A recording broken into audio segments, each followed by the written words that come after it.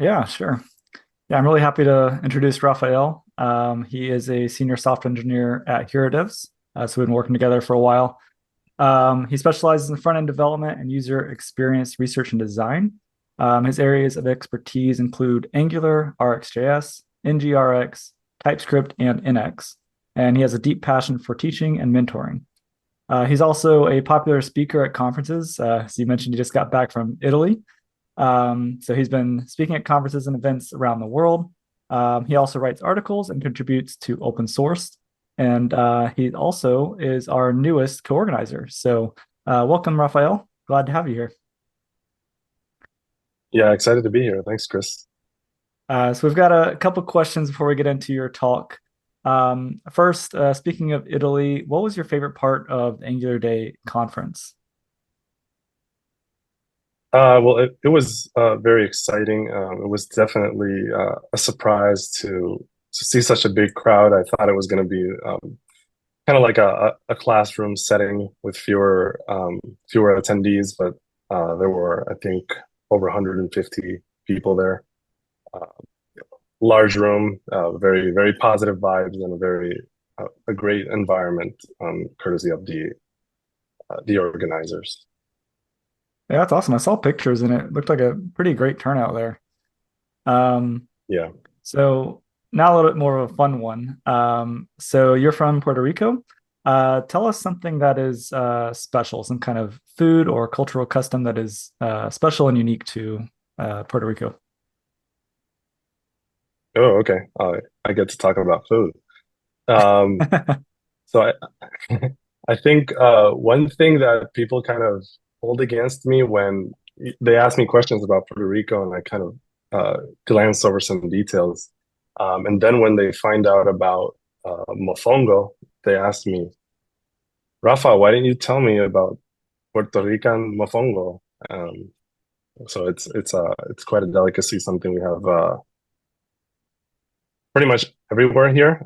So it's like mashed plantain, usually shaped kind of like a bowl, and then they fill it up with um, shrimp or beef or all sorts of things. That's I think that's key of Puerto Rican visit to have some mofongo. Sounds interesting. Yeah, I do like plantains, so I definitely want to try that. All right, well, I'll turn it over to you and get to your talk. It's a pretty interesting one. I think everybody's gonna like it.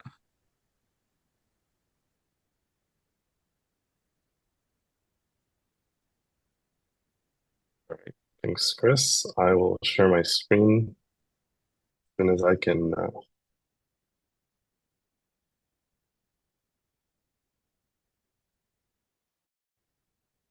figure this out. Yep, it's sharing.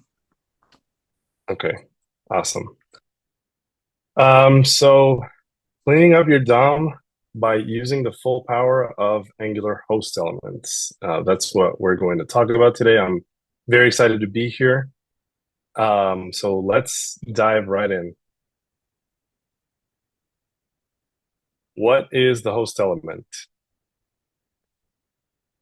So if we think about other frameworks, um, especially ones with JSX as a templating language, when we define a component, we write something like this, and then we return a value that expresses our template. And the key part here is that when we render this component is going to render exactly what you're telling the framework to render. If you take the exact same template and you put it in an Angular component, it's going to render something like this. So as you can see, we have the same template that we declared, but uh, wrapping that template, there's an extra element, and that element is what we call the host element. So in other frameworks, we see stuff like this. Oh, sorry. We see stuff like this, but we don't like doing that in the Angular world. So instead, we do this, which is kind of like a half joke, half truth. What we actually want to achieve is something like this. So, a little about me. My name is Rafael Mestre. I'm a senior software engineer at HeroDevs. I've shared my social links here, but if you can't get them now, I'll share all links at the end. So be on the lookout for that. And like Chris mentioned, I'm from Puerto Rico. And for those of you who don't know, that is this little island right here, located in the Caribbean Sea. So a little backstory. I always like to give some context into what my mindset is when I think about this this sort of paradigm. I've been very lucky to have lots of opportunities during my career to have sort of free reign uh, to open to work on anything I want, basically. And I think that has had a very positive impact in my learning experience because I get to experiment and iterate. And particularly, my very first experience when I first got my first professional job as a developer, right after onboarding, my manager says, well, we don't have any work for you this sprint, so just look at the code and see whatever you want to clean up. And so that's kind of the free reign that I was talking about, where I get to do fun stuff. And in this project, something that stuck with me is that there was a lot of template duplication. And it was suboptimal because if you look at this example, we have a condition on the innermost level. If we want to change something, we use something like a ternary or a binding, and we replace what we want to replace. And the changes are small and localized, right? Well, in this project, they would copy and paste blocks of code. This is a very trivial example. The duplicity in this project was much worse. So as you can see, we copy an entire block, put the condition all the way at the top, and then change something in the innermost level. So seeing this type of pattern led to me being very DOM conscious. And so I would optimize for things like this, but then I also learned layout and a lot of patterns where I would, of course, remove all these instances of duplicate code, but then I started seeing patterns that I could improve as well. This was a pretty outdated code base, and there were a lot of opportunities to use modern syntax or modern tools. Like in this contrived example here, I have a bunch of wrappers just to kind of split up an nav bar. And then you could do something like this where you, with a couple of elements and new stuff like grid, you're able to achieve the same result. So that's sort of this mindset that I'm talking about, of being very DOM conscious and trying to learn simpler ways to build the same layouts. So what are some problems with an excessive DOM? First of all, it impacts performance negatively. You don't have to take my word for it. I can share some resources at the end where there's been lots of research into how this affects performance. Having a massive DOM tree can impact your application's performance. It also affects style inheritance and percentage-based calculations. So if you ever had to do something like this, where you need to apply height 100% over a bunch of levels of your app, of your styles, then this has definitely bit you. It also complicates parent-child layouts, because if you think about layouts like Flexbox or Grid, in here, hierarchy is very important. If you create a Flex container or a Grid container, then only its immediate children participate in the layout of that parent element. So if you do something like this, where you introduce an extra element between the what you want to be managed by the Flex parent, it's going to cause problems.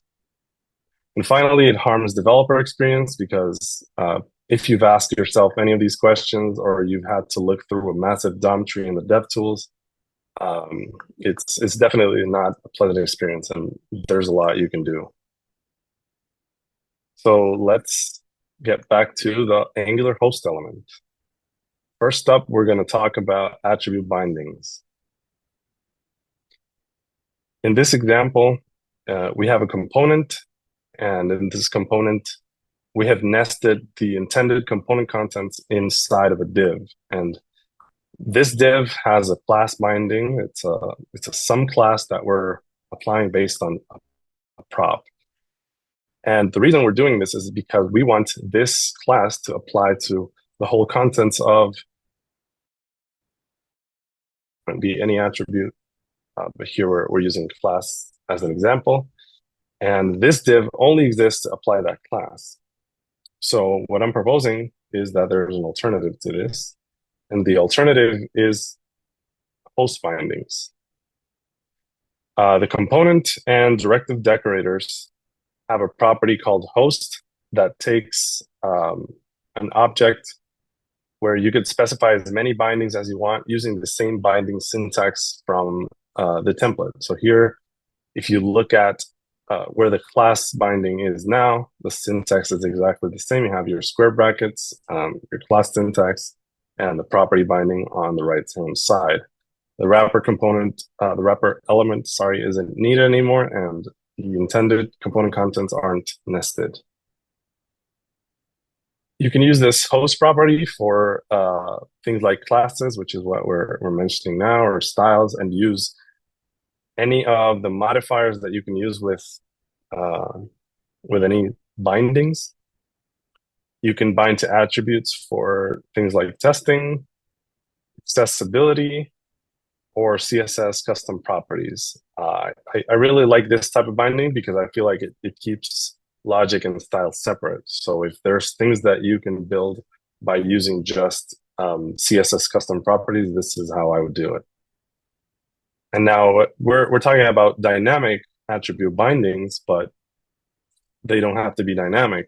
Tailwind fan will rejoice because you can also use static properties like classes. And in this case, Tailwind is a perfect fit to illustrate this. And then other examples are accessibility attributes, like an ARIA label that's static, you don't need this to change, and roles for semantic HTML. So in some cases where you think you might need a section element, for example, there's a specific role for that where the DOM will treat it as if it were the original element.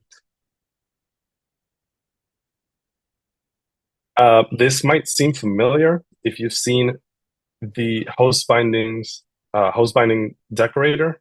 This is pretty much the same syntax except for the square brackets, and it achieves the same result. However, this decorator might go away in the future. There's some trail of breadcrumbs that you could follow along in the different Angular repos.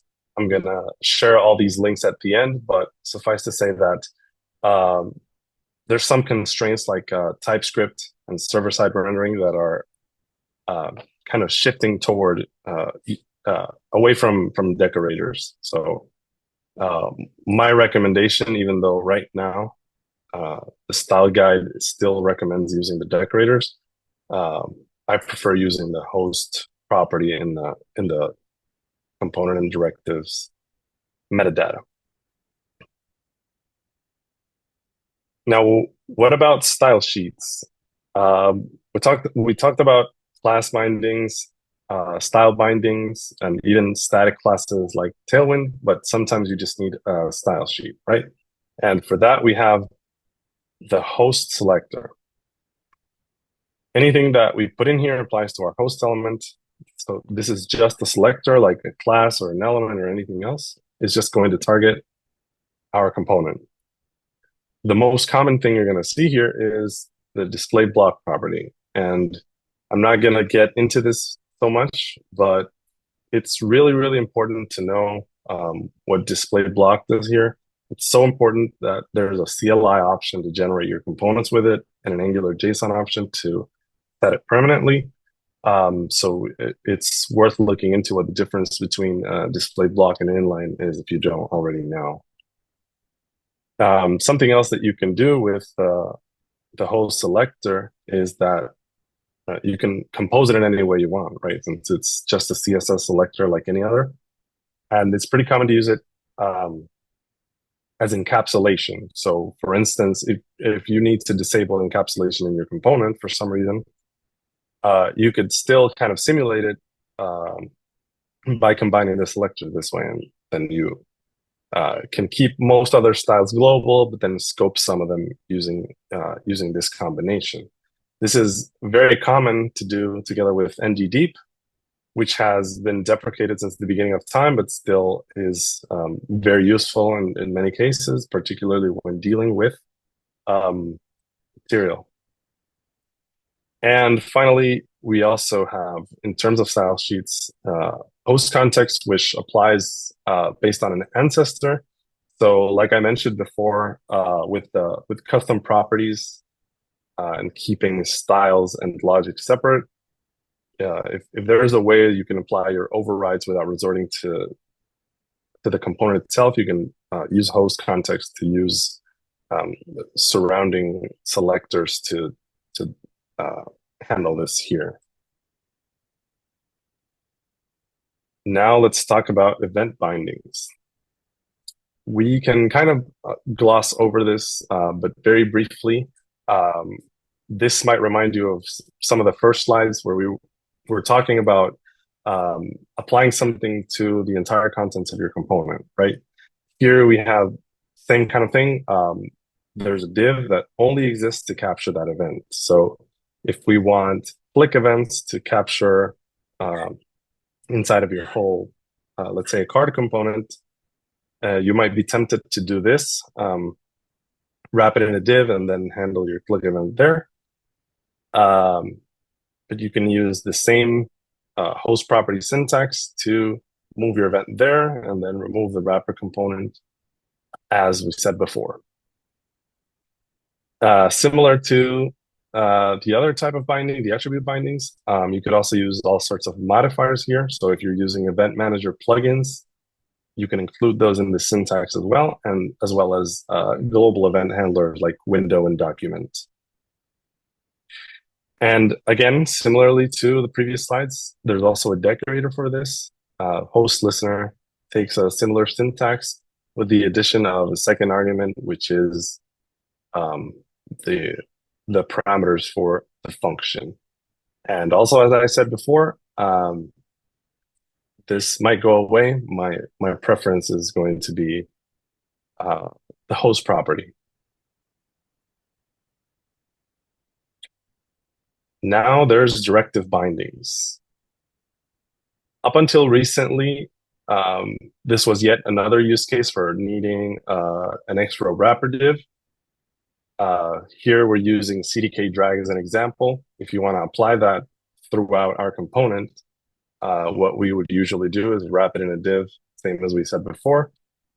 Or we could rely on the consumer of our component to apply it every time, which is not a good API, not a good experience. Since Angular 15, we have the host directives property also on the component and directive metadata. And you can use this to apply standalone directive classes directly on your component host. If you need to bind the inputs from that directive that you're applying, you can use this syntax. There's an inputs array where you can forward the bindings of that directive to your component. So in this case, you're passing CDK drag data out into the exposed for the consumer of your component, so they can bind directly to the drag data as if they were using the directive directly. Alternatively, there's an alias syntax where if you specify :alias in with the input string, you're declaring an alias, which is what the binding for your component is going to be. So if you don't want to expose implementation details, this is generally a good idea. Additionally, you can use dependency injection to access your directive, similarly to how you would use dependency injection in other scenarios. This is something that I always like to bring up because dependency injection is one of the most important features in Angular, and you can do some pretty powerful things with patterns like this one.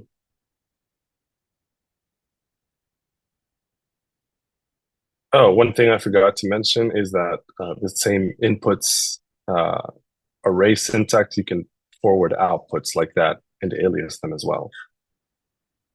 But what if I don't need a component? In lots of cases, what you're going to need is actually a directive, right? So how do we achieve the same result where we want to keep our DOM clutter free and not have to add wrappers upon wrappers to implement the same functionality? Well, as we mentioned before, the host selector, the host property is actually inherited from the directive decorator, so you have access to that too.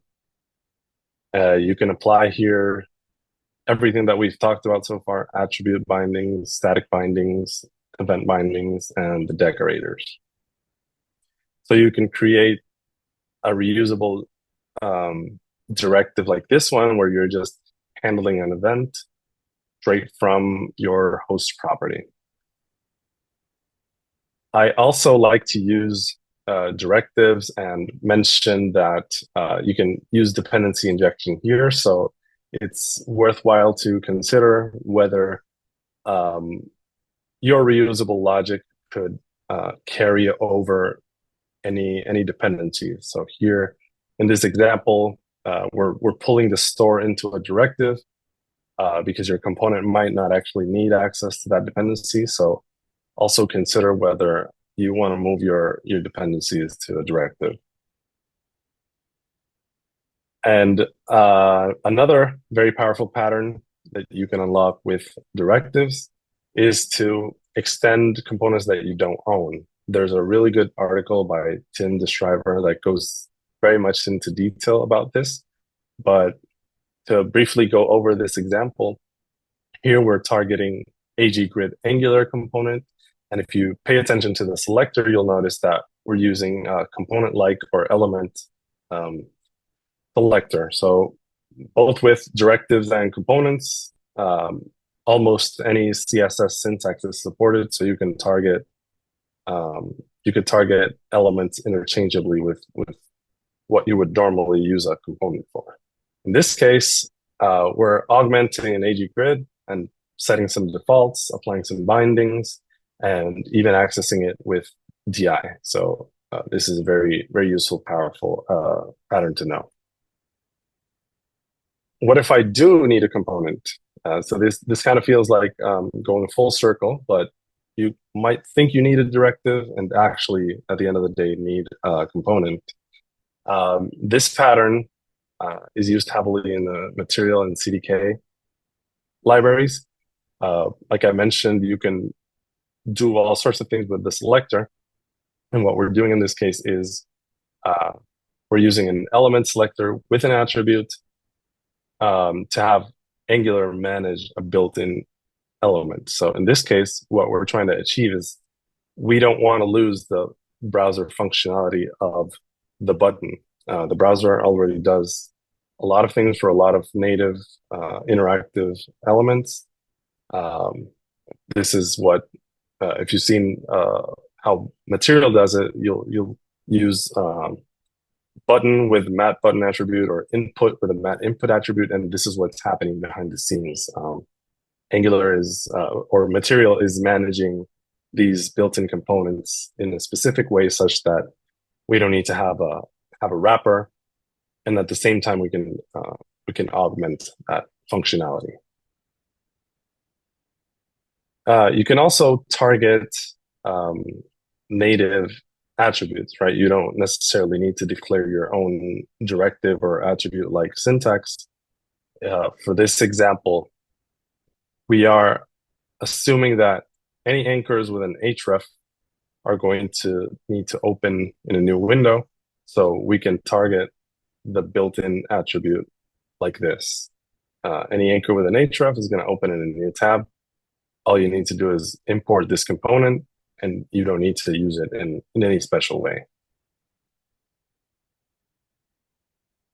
As for structural directives and control flow, you can't really use the host element to move your structural directives or handle control flow, because these are special compiler constructs, and there might be some workarounds that you can use with view containers and element refs, but for the most part, you don't want to use those.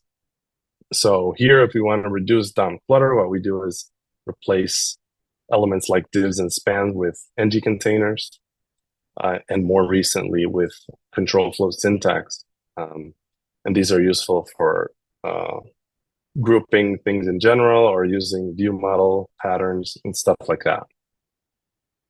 For regular structural directives that are not one of the things replaced by the new control flow syntax, you're going to want to continue using structural directives, but use ng container as much as you can.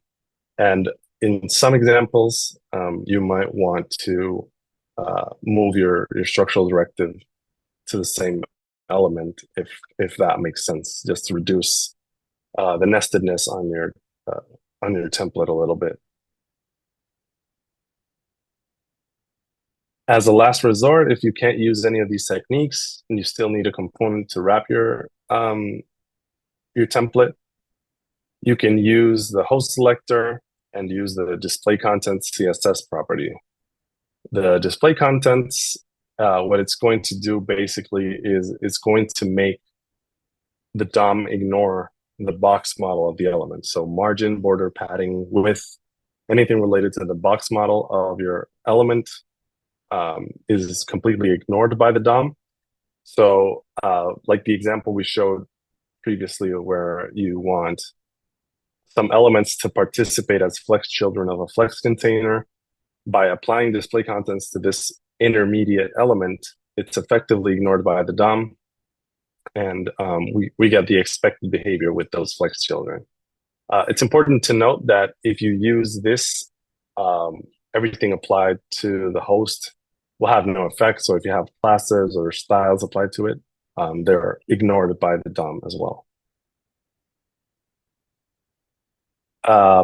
So we've covered everything that we can do with the host element, but there's a couple of things that I would like to see in the future. Please note that these are just illustrations of what I would like to see in the platform, and none of these exist right now.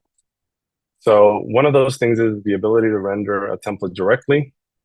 We use the JSX example at the beginning, where we said that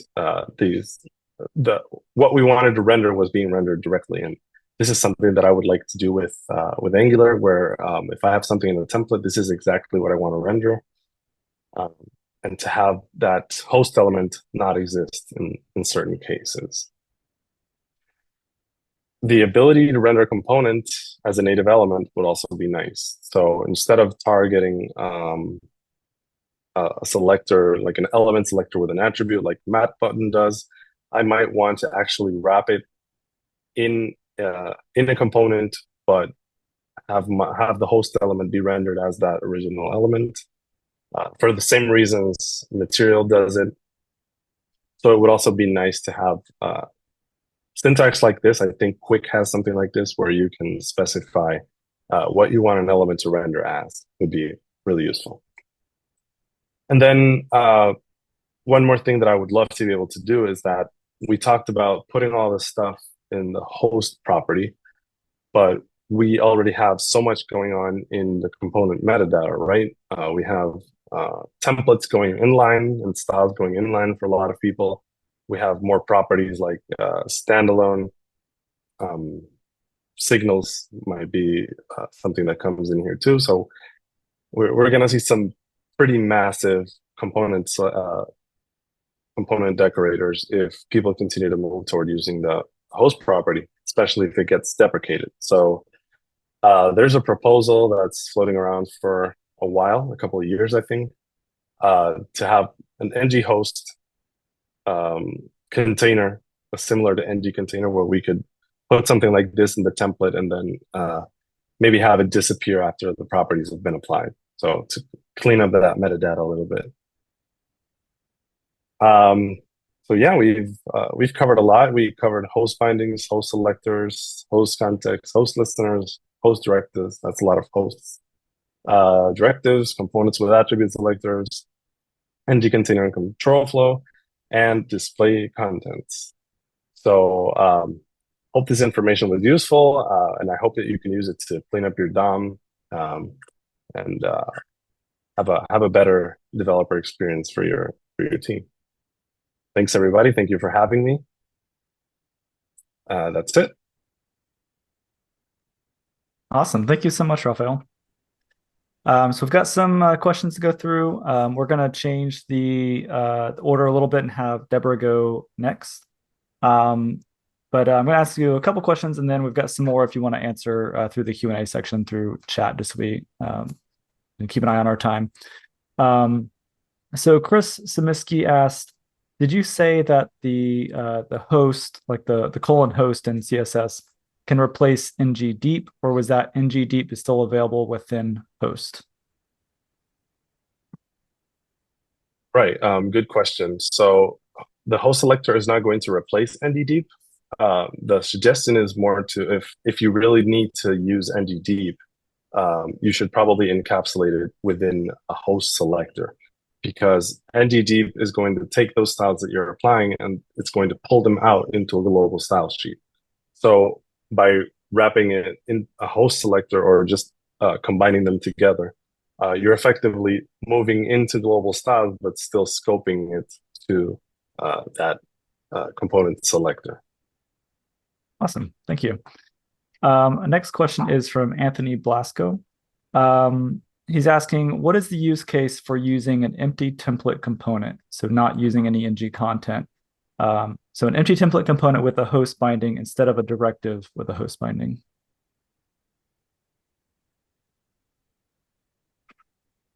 Sorry, can you repeat the question? Yeah. What's the use case for using a component with an empty template with a host binding instead of a directive with a host binding, since a directive also won't have a template?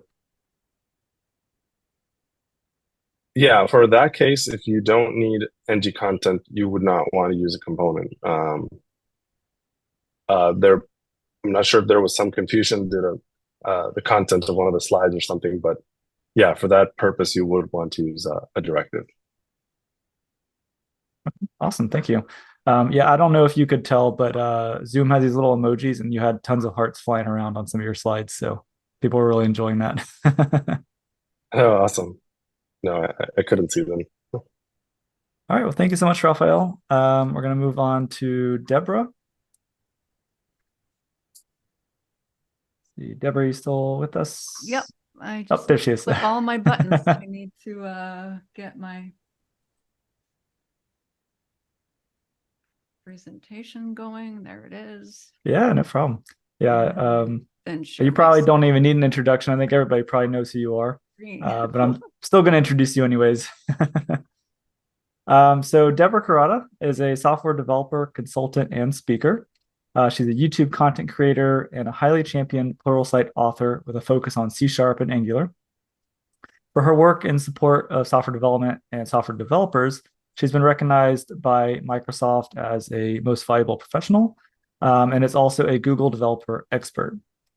So Deborah, I've got a couple questions for you.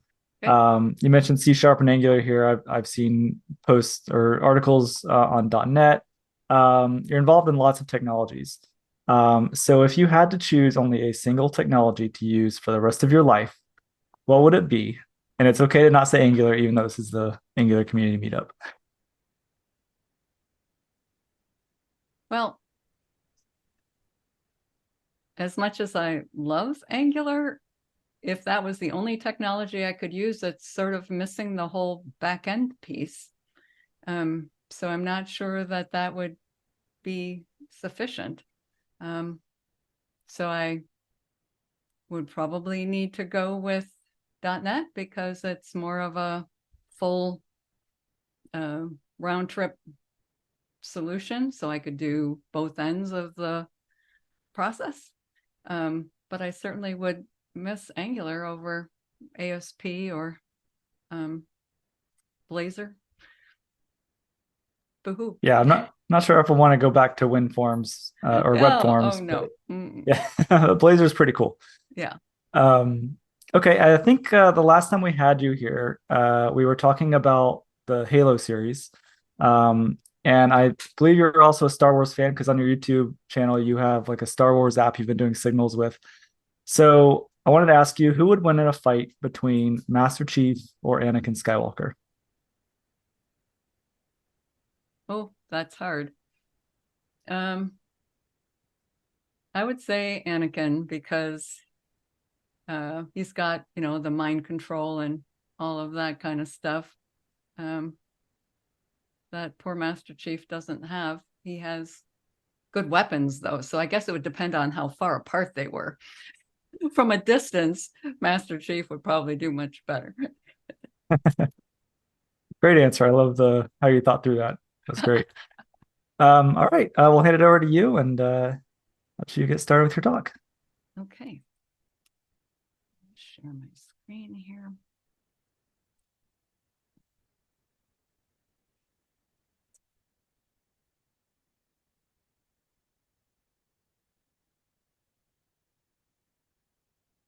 Okay, do we see a slide? Yes, we see it. Okay, great. All right, so if any of you are like me, I used Git and GitHub for years and years and years before I really bothered to take the time and really learn it. Is anybody else like that?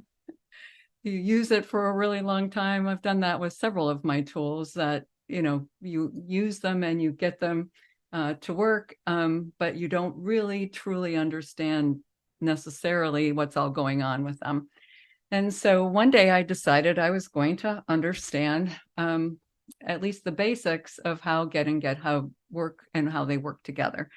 So I put together a course, and I've got it's a free course on YouTube, and I've got the link for it at the end of this talk. And so what I did is I pulled a little bit out of that course to present here.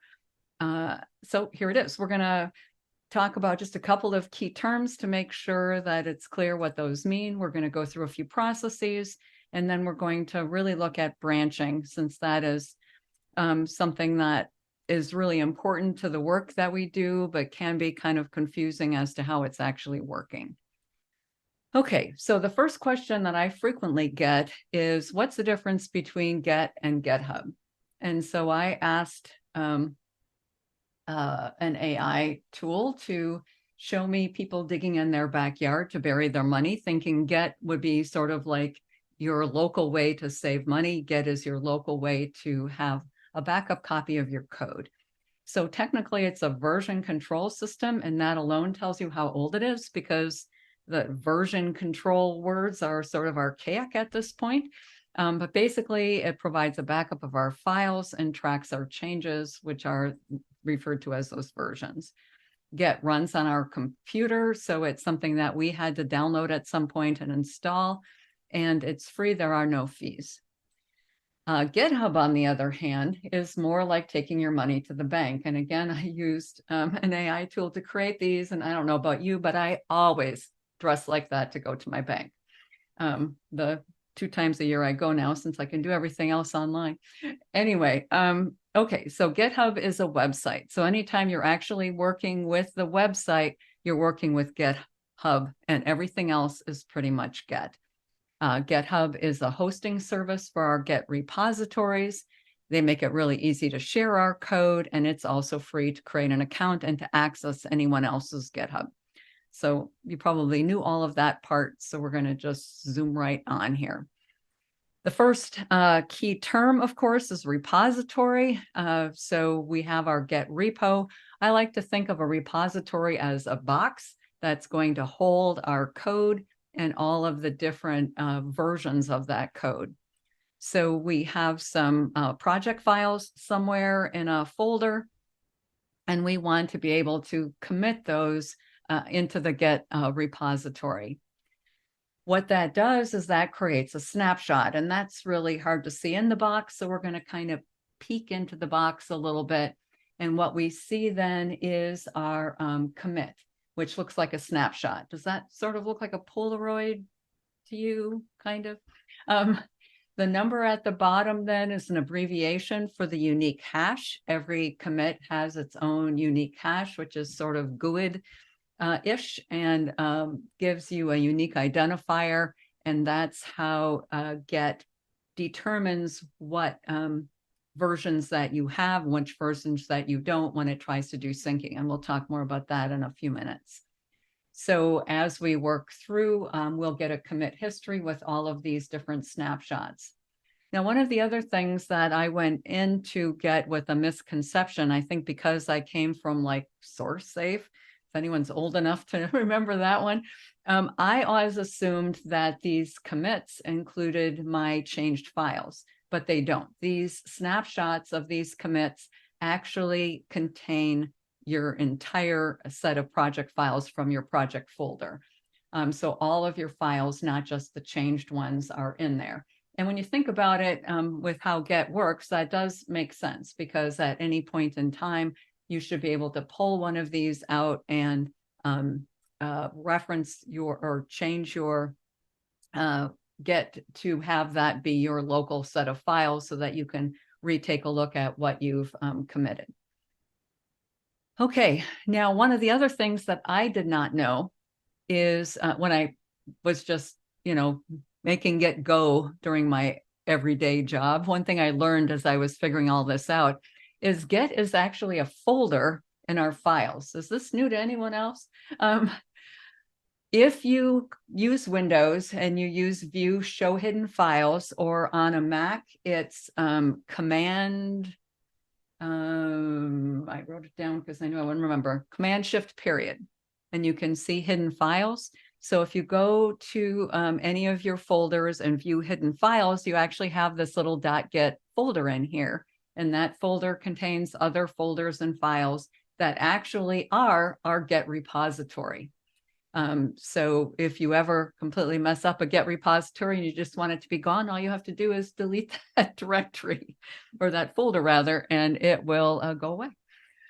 So I didn't know that. But the Git file folder contains actually your repository.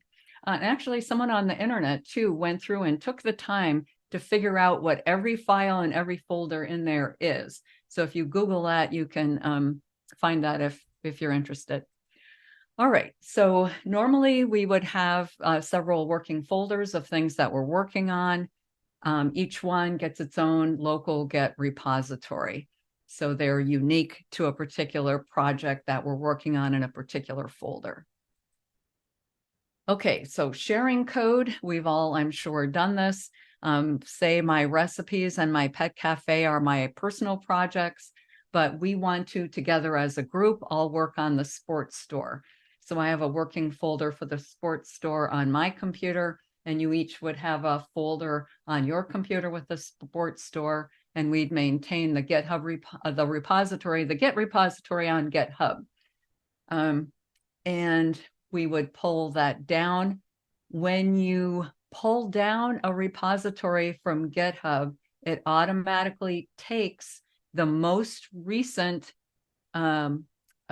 check-in on that repo, the most recent commit on that repo, and it pulls it in as the files in your folder.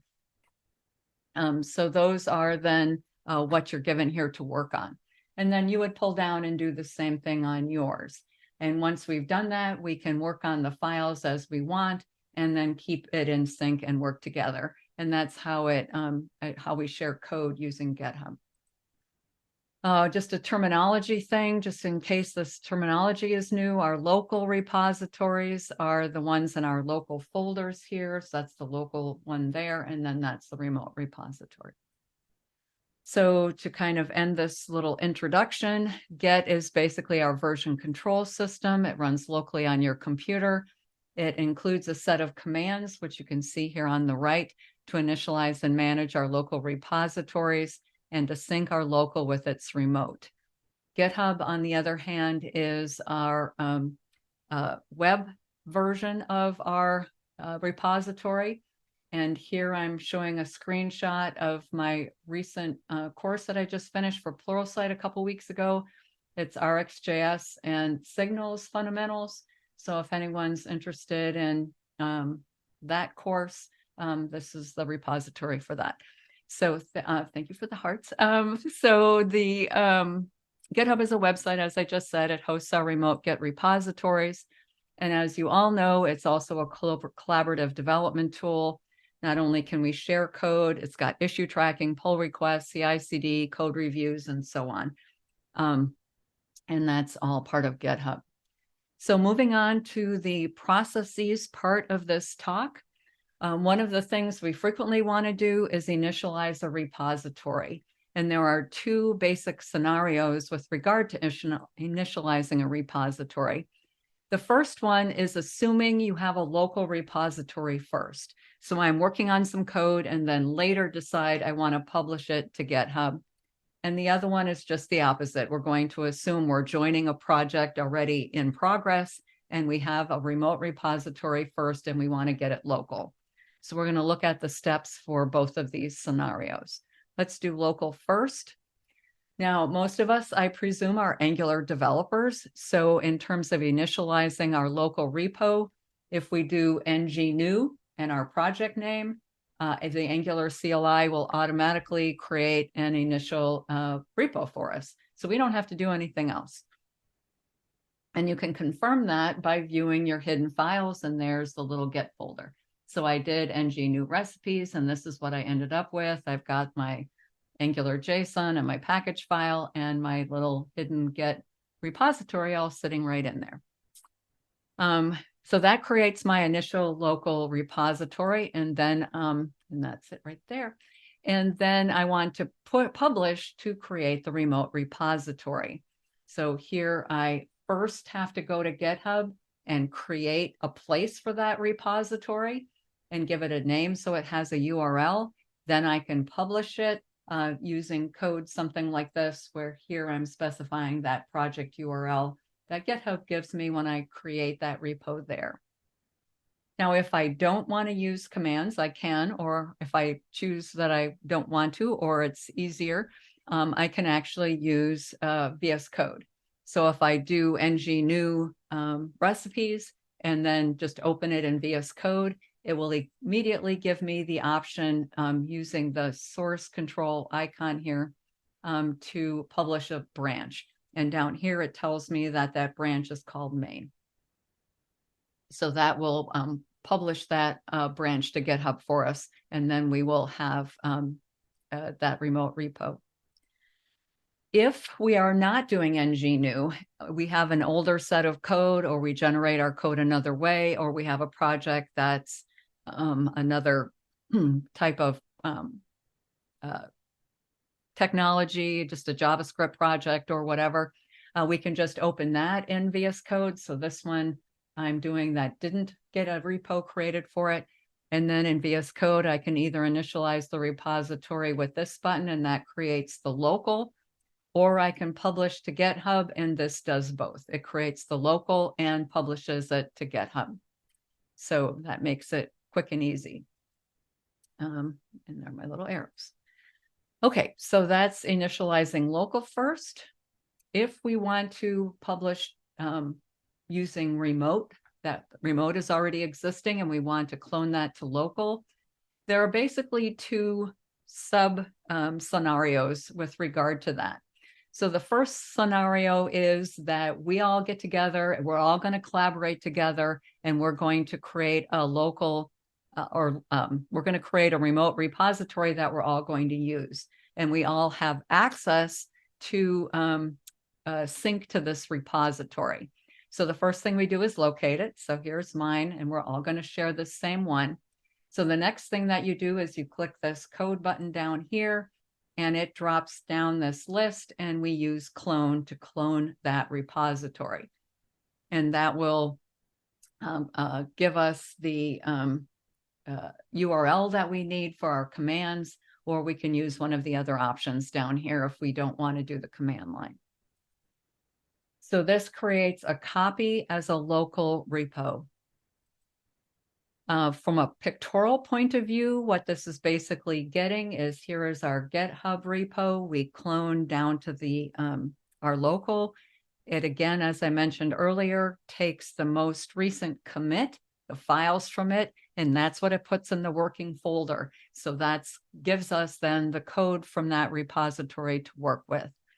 It actually copies all of the commit history down, but it does not copy any of the collaboration features. It doesn't copy the CI/CD information, or it doesn't copy the issue list or any of that kind of stuff, just the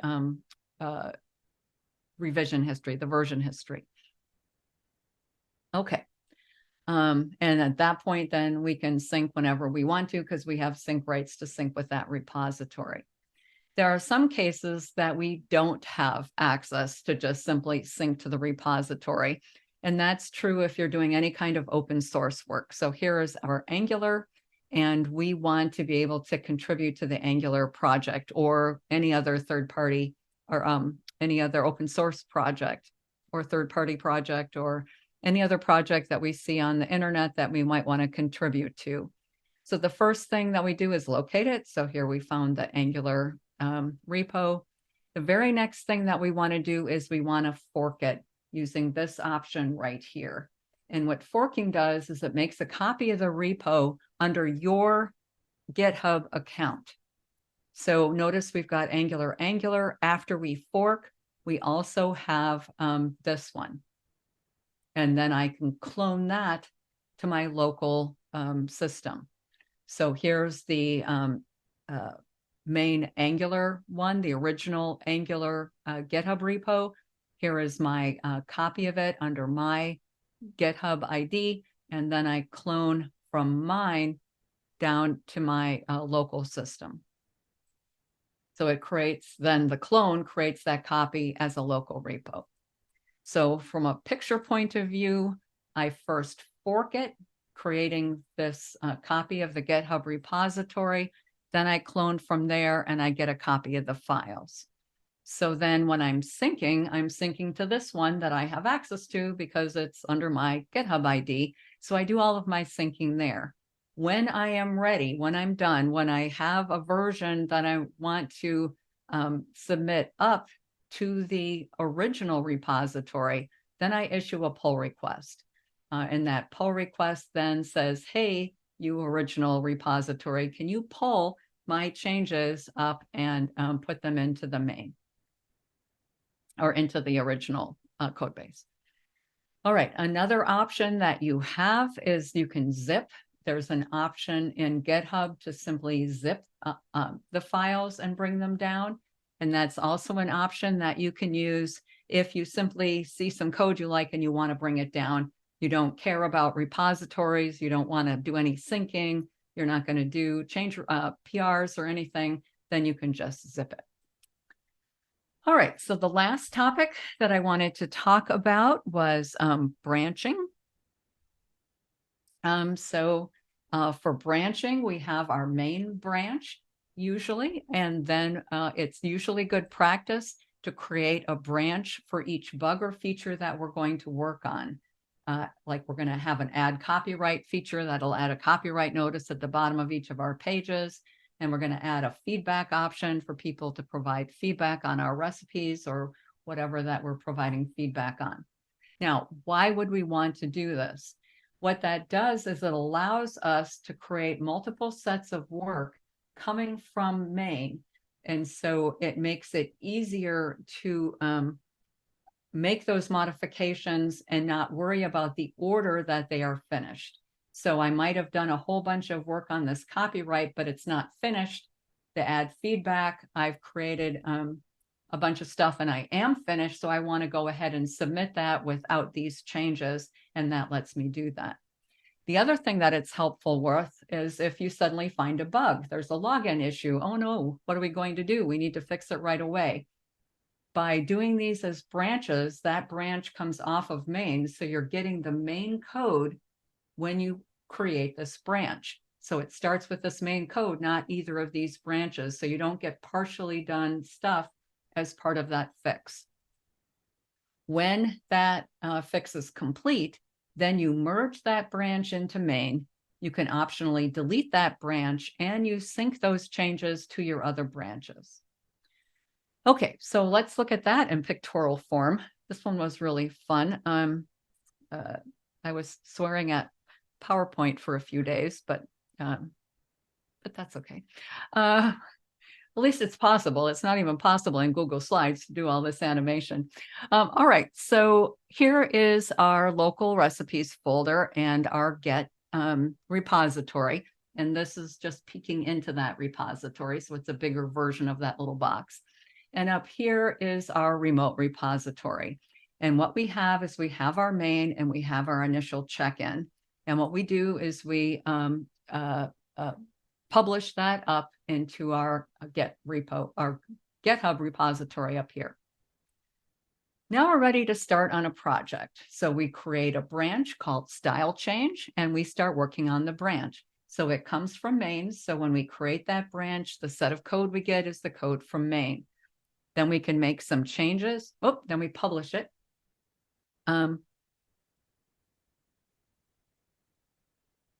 Sorry about that. I forgot to turn my phone on to silence. And I'm sure that was an important call, but somebody selling me insurance or something. Anyway, sorry. Style change. So I created the style change branch and I have the option to immediately publish that branch, or I can wait to make changes and publish it later. So the order isn't really critical here. I then make some changes. I'm changing this file. And then I commit that change and I get this snapshot. At some point, I probably want to sync, and I'll sync that snapshot up to that branch that's up here in my GitHub. Now we're back to that scenario. Oh no, our login is broken. So what are we going to do? We're going to create a new login branch to fix our login issue. Again, this is coming from main. So the code that we start with when we create that branch is coming from main. So all of this code here sitting on the far left side, that was the style change code. When we create this new login issue, this code will be replaced with the code that's currently sitting in main. So we no longer have that yellow change in our files here. So then we can fix that login issue. So we change this file and we go ahead and commit that change onto our login branch. Okay, so now at this point, we have to pause for some reason. Maybe we've got to get back to the user and find out more about what else was wrong, or maybe it has to go into some additional testing because it is a login issue. But for whatever reason, we are able to then have a little extra time to go back to our style change. So as soon as we go to our style change branch, our code here in our working folder is automatically replaced with the code from this branch. We can then make another change. So here we are modifying these two files and we can make another commit. At this point, we want to go ahead and sync those files up. So I can sync just that branch. I don't have to sync my login issue because I'm still waiting. I'm not quite ready to sync that up. But I am now done with my style change. So at this point, I'm finished. So what I can do is here on GitHub, I actually go up to GitHub and start a pull request. In that pull request, I request that the style change branch be merged into main. So when that PR is approved, I now have a new snapshot here that summarizes the content of that branch. I have the option as I'm doing this process to tell it to automatically delete, and I can delete that branch because I don't need it anymore. That project was finished and now I have the completed work. At some point then, down here locally, we are going to want to get that final new repo, or I'm sorry, the final new snapshot, so we can do a sync and bring that down. So we have it down here. Now, deleting a branch on GitHub will never automatically delete a local branch. So if we want this branch to go, then you have to actually go in and delete it. So at that point, you can delete the branch. The last step, which I didn't animate on here, is actually then taking this latest commit and merging it back into our branch so that when we do finish that login issue branch, that we can merge it back in without difficulty. And so that is basically how the branching works. So a few other tips here. It really is helpful if you're careful on your naming of your branches so that you can easily keep track of which ones that you are. And the other thing that I have messed up more than once is to be really careful to watch which branch you're on while before you do any syncing with your remote repository. And if you're using VS Code, it always shows you your current branch on the bottom. Can't tell you how many times I have almost accidentally done that. The only thing that saved me is VS Code, for example, had the list of the changed files. And I'm like, those weren't the files I changed. And I realized I was on the wrong branch. So just kind of a warning there. All right, so here's a couple of resources. Here is the course that I was telling you about. I did a course, it's called Gentle Introduction to Git and GitHub. So if you know somebody at your office who's struggling with Git or GitHub, or someone that's new to programming and should know more about Git or GitHub, this is a free YouTube course. It's got several different YouTube files, but this is the first one to start the set, and they're all hands-on. So it actually will walk you through trying out some of these things.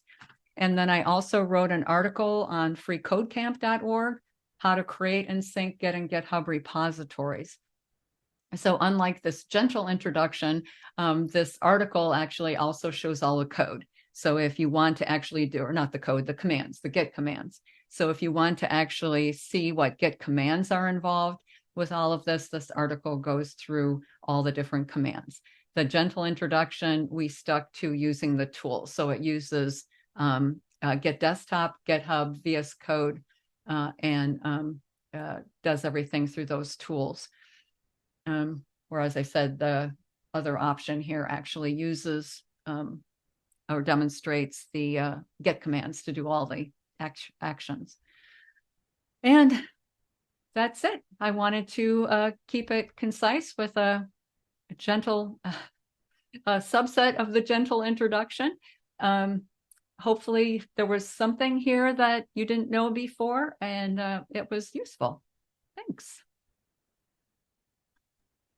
Yeah, thank you so much, Deborah.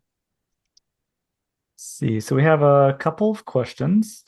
So Alejandro asks, what are some best practices for naming feature branches? And what are your thoughts on the main trunk approach?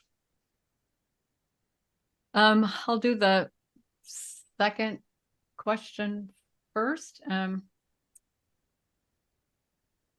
By the main trunk approach, I assume you mean having one main and then the branches. I very much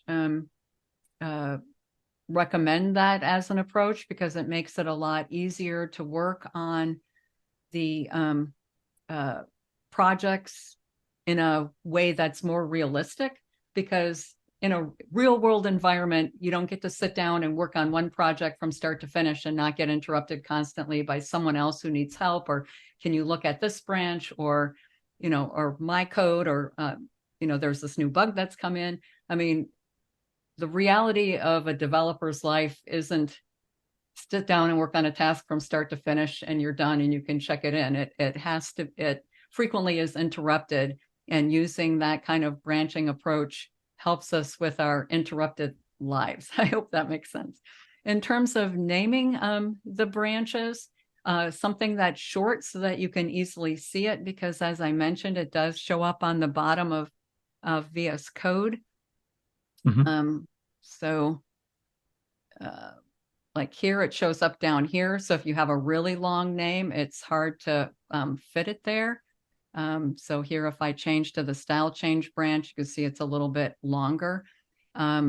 So to try to come up with, and I use dashes on the names, not underscores or capitalization or anything to separate the words, and then try to keep it short and yet descriptive.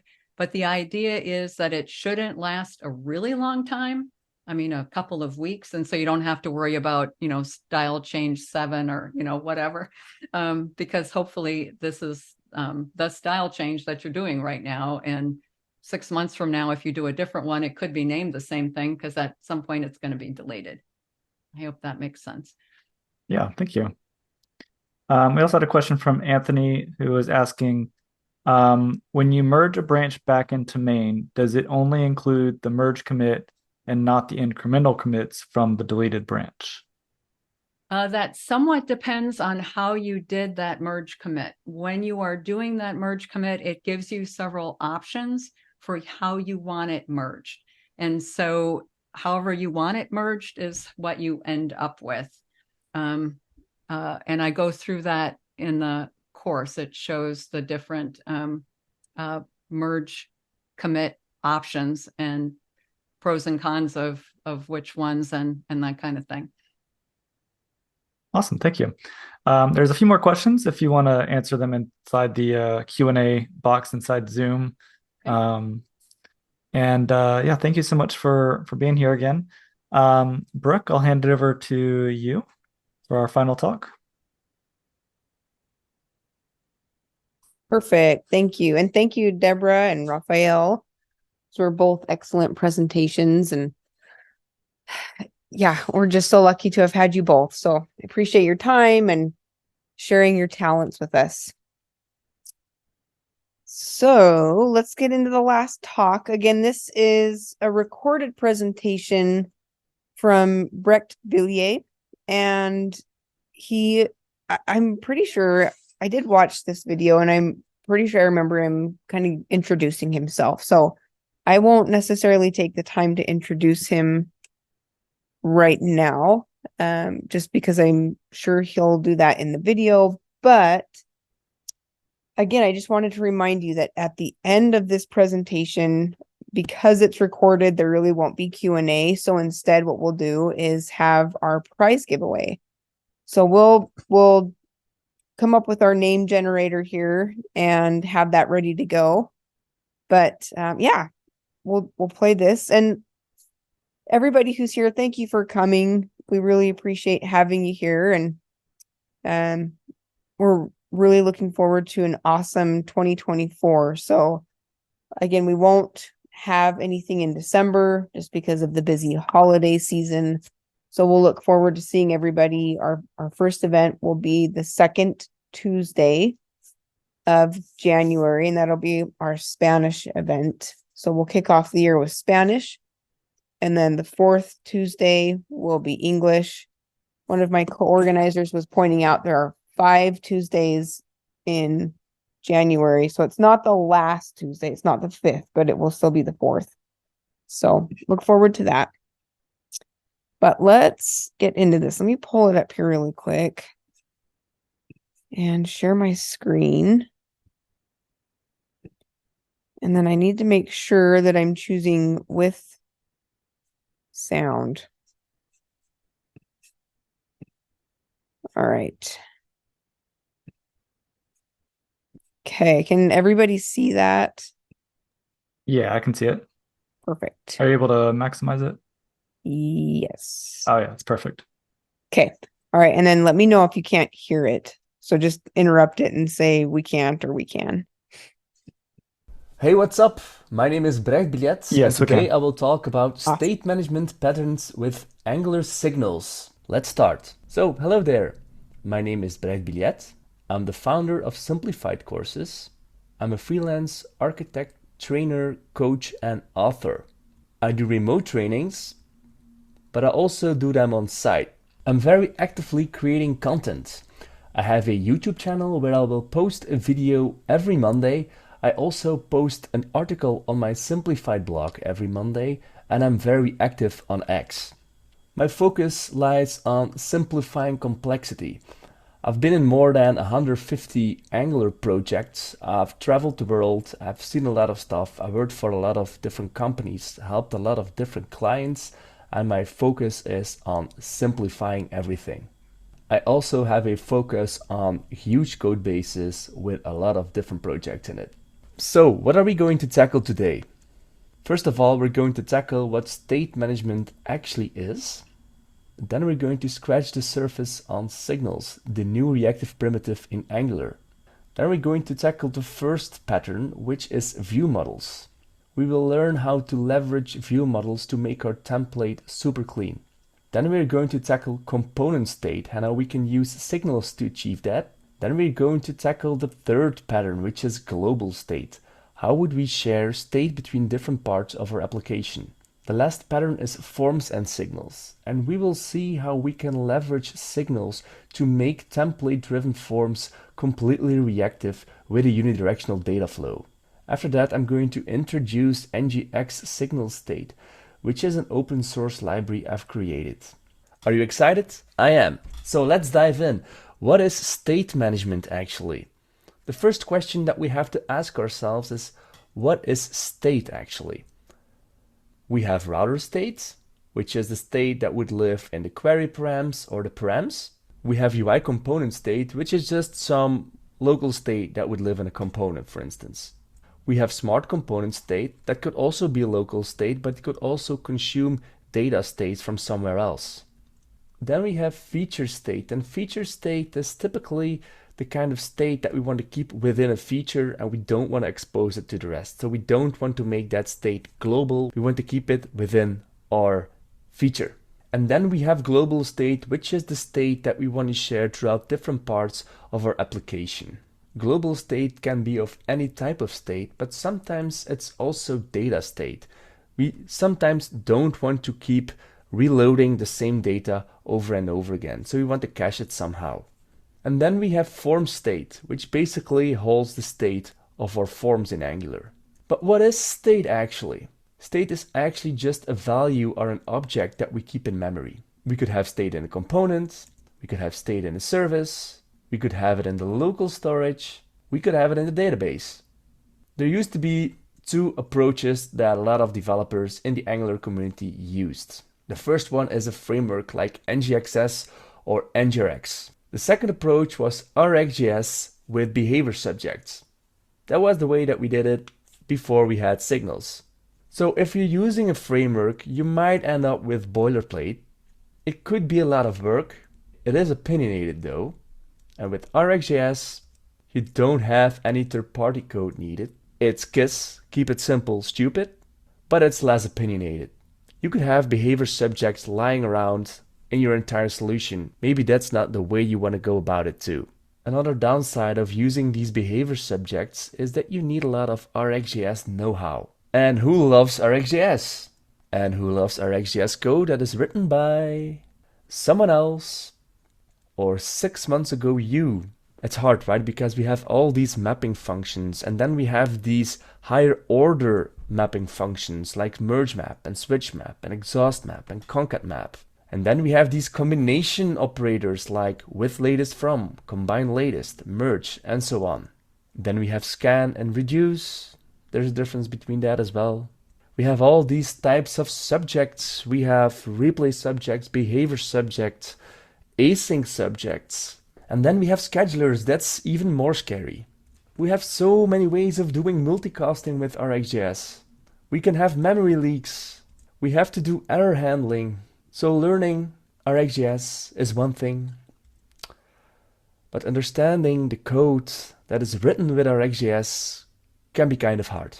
This talk is about signals, so let's dive into signals, which is one of the biggest improvements the Angular team has done since Angular 2. So what are signals?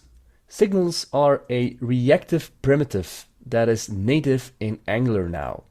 It was in developer preview in Angular 16, but right now in Angular 17, it's out of developer preview. Signals are completely synchronous and they have an initial value. If we want to consume a signal, then we just have to execute it because a signal is a function. When we execute that function, we will get back the value. This is an example of a counter signal. So the counter signal has an initial value of 0. We can also see that we have a double counter signal, which is a computed signal that multiplies the value of the counter signal times 2. I've created an increment method here that just updates the signal. So with the update function of the signal, we can get the current value, and right now we just want to increment it. There is also a set function on a signal, what you can use to just set a value. If you need access to the current value, then the update function is more convenient. This talk is about state management patterns with signals, so let's not dive too deeply into signals itself, and let's continue with the first pattern, which is view models. Whether you're using signals or observables, it doesn't really matter. You can use these view models to make your templates squeaky clean. So what are view models? View models are reactive objects and they're specifically tailored for our template. We can use it for both Smart and UI components, and the whole goal of view models is avoiding logic in our templates. When you're using view models with observables, you might end up with combined latest, but when you're using signals, we're using the computed function. Look at this horrible piece of junk. This has template complexity everywhere, and it's not just that, it also contains a lot of redundancy. This is a template of a pager component, and we want to clean this thing up. Take a look at this code snippet, for instance. You can see that all these things that we have calculated before in the template now live on this object that is called VM, and VM stands for view model. So right now we have a super clean template. So how do we create that view model? First of all, we need to have some kind of way to get signals from our inputs. When I recorded this talk, Angular didn't have any input signals yet. So let's start with creating some signals ourselves. And then in our input setters, we can just set them with the correct values. Our actual view model looks like this. You can see that we have one big block of code that is completely reusable, that is declarative, that is entirely reactive, and it's also easy to read. After that, we can just expose our view model with a getter to our template. Declarative, reactive, and super clean. Take this other abomination. I just took that from some code I've written before I refactored it to signals. Here we see that if the repetition type is weak, then we have to show that specific block. That is not kind of code that I like to see in my template. It's logic. Take a look at this abomination. This will show you weak if the value is 1. It will show you weeks when the value is more than 1. This is the kind of logic that I don't like to see in my templates. I would just want to have a view model that already contains these properties. As you can see, there is no more template logic going on anymore. So to achieve that, I had to create a signal from my input again, but I already explained that before. And here we have our entire computed view model block, where everything is centralized. This is also easier to test. And after that, we just expose it through our getter. The people that are following my work might have noticed that I've started to become a huge fan when it comes to template-driven forms. Take a look at this code snippet.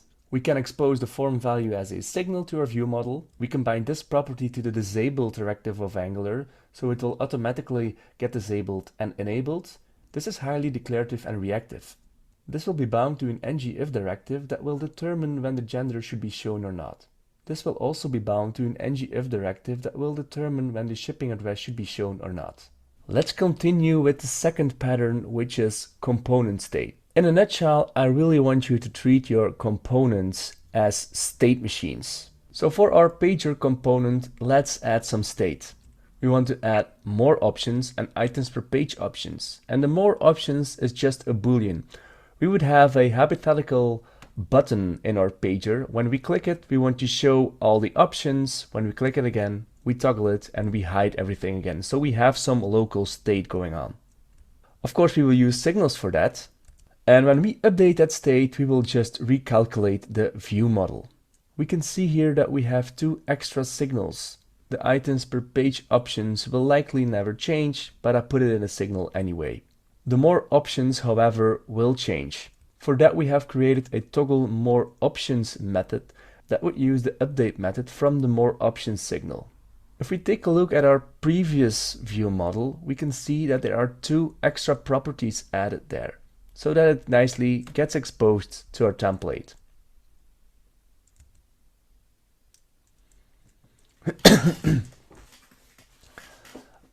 Here are some personal best practices of mine.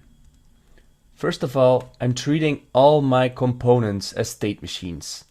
If it's a local UI component, if it's a smart component, they're always being treated as state machines. That means they only have one type, which is signal. So no subject, behavior subject, replay subject, async subject, or other observables. And we also force initial state. We always expose our signals through our view model, so we have one API from our class towards our template, and it is okay to use our XJS interop. Sometimes we will need observables. When we want to do a switch map or we want to do debounce time, it makes sense to use observables. So we would use the toObservable and toSignal from the RxJS interop package. I will tackle this later in this talk, but just to show you what I mean with treating my components as little state machines, I've extended here from signal state. Signal state is a class that lives in the ngx signal state package I've released. The reason why I'm inheriting from signal state is that this component needs every piece of functionality that the signal state has to offer. By inheriting, we're basically telling that this is a state machine. You can also see that we're being forced here to initialize our state. If we forget to initialize the state, we cannot consume it. This library comes with tons of handy features, like multiple ways of selecting state, calculating state based on other state. It's easy to retrieve view models from it. We can patch multiple pieces of state at the same time. We can connect signals, and we can even connect observables. So every time that observable is emitting a new value, our state machine automatically gets updated. But that's not for now, we will tackle that later this talk. Let's dig into our third pattern, which is global state. So KISS, keep it simple, stupid. Me personally, I'm not the biggest fan of the reducer pattern these days. I love to keep it simple and stupid. Angular dependency injection is great. We can do it on every level, we have full control over it, it will take care of the lifecycle for us. It's awesome, and I think we should leverage it more. So we can provide state on any level. We can provide it in root, we can provide it on a smart component, we can provide it on a dump component, we can even provide it on routes. Just use injectables, and you can inject them wherever we want. These injectables can contain state, they can contain signals. One of the best practices I always try to follow is keep your state as low as possible. You have less management, you don't have to invalidate your state as much as you would have to do when you keep your state on a global level. You have less dependencies on state. It's a bit the same as the don't share it if you don't need to principle. If you create some kind of reusable code, don't share it unless you need to share it. Write reusable code, but don't expose it unless anyone in the codebase needs it. So let's take this feature entry for instance. This feature entry has a smart component and another smart component. That smart component has a UI component, another UI component, and we see we get this tree. We don't have one feature, we will have multiple features.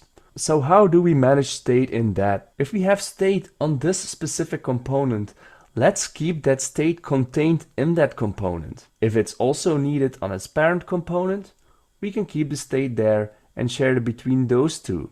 We can pass that state down with inputs. Let's say that the UI component in the left corner needs that state.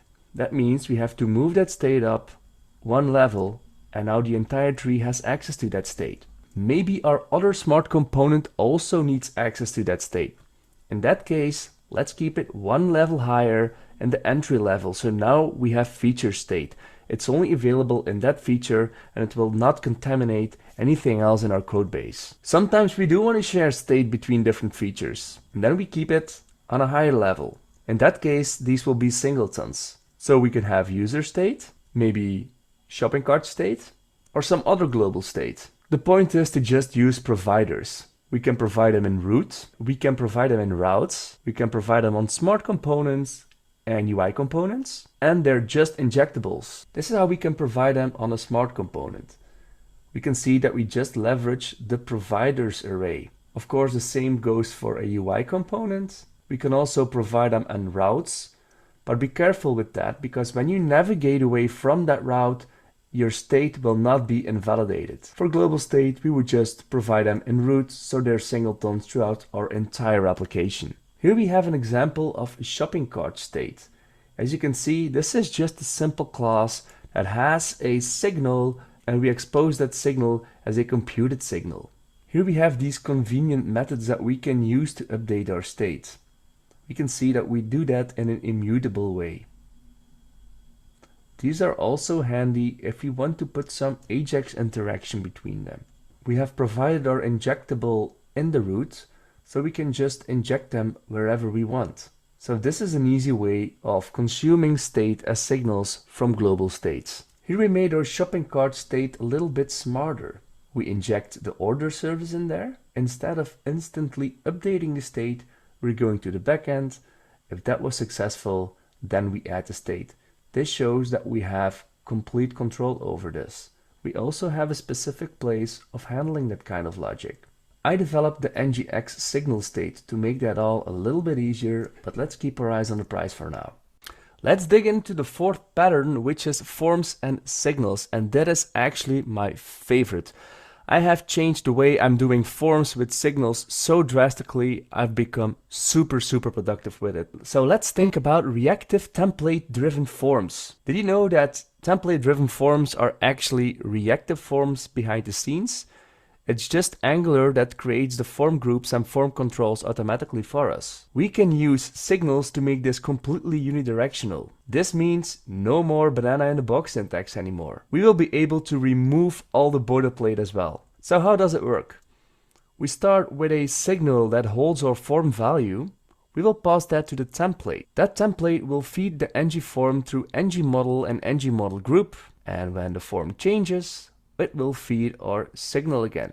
So we get this unidirectional data flow. By importing the forms module, Angular will automatically create a directive for the form tag. By using this reference to form, we can get access to the ng-form directive. In our form component, let's create a form value signal that holds the value of our form.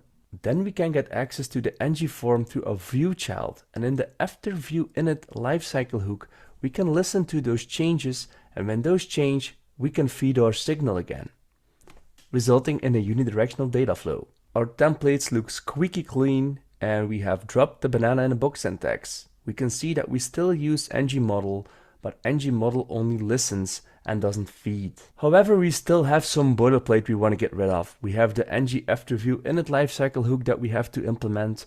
We have to look into the view child to get access to our ng-form, and we have to manually set it every time in our class, which is not what we want. So for that, I've created a form directive, which is super simple and just gets access to the ng-form.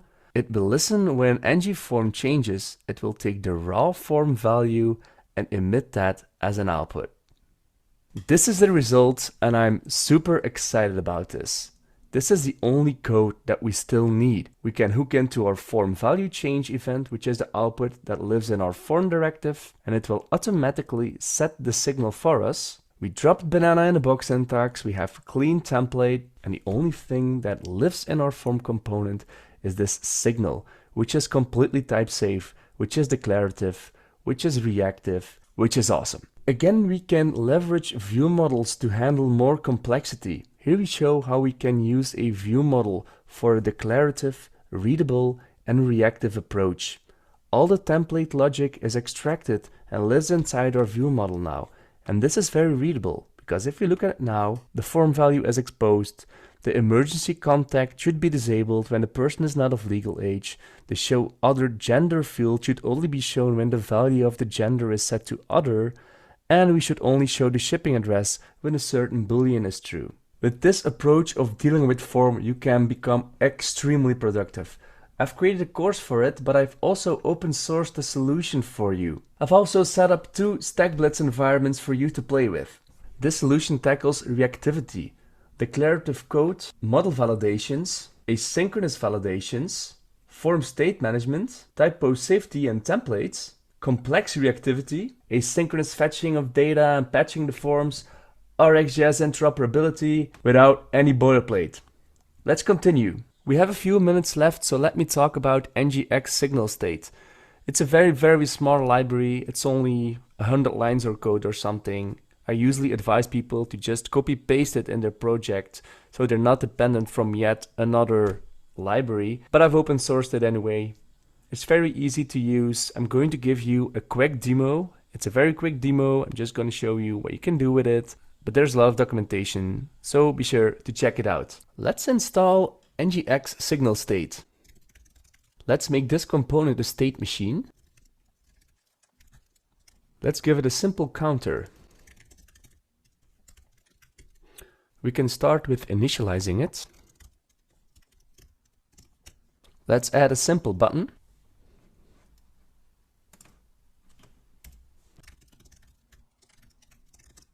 We can patch the state with the patch function. And we can use a snapshot to get the current value. We can consume the state to calculate the view model.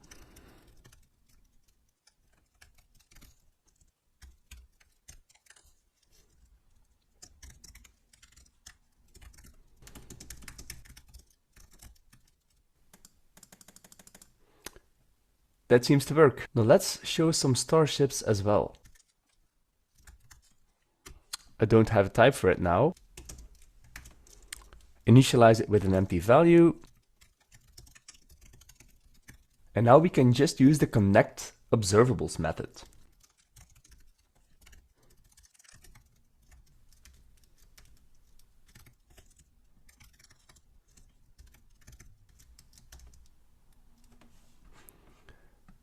This seems to work as well. Let's just show the count to keep it a little bit cleaner. There we go. Let's also add the current time.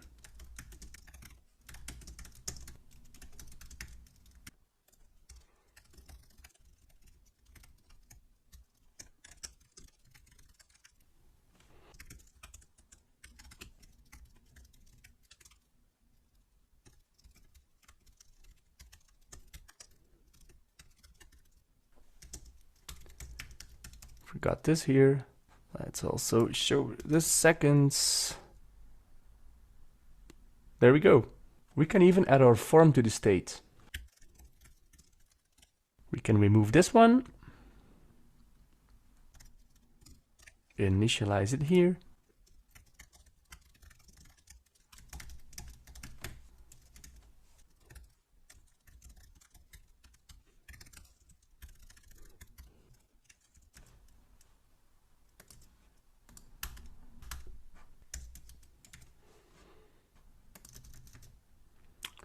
This seems to work.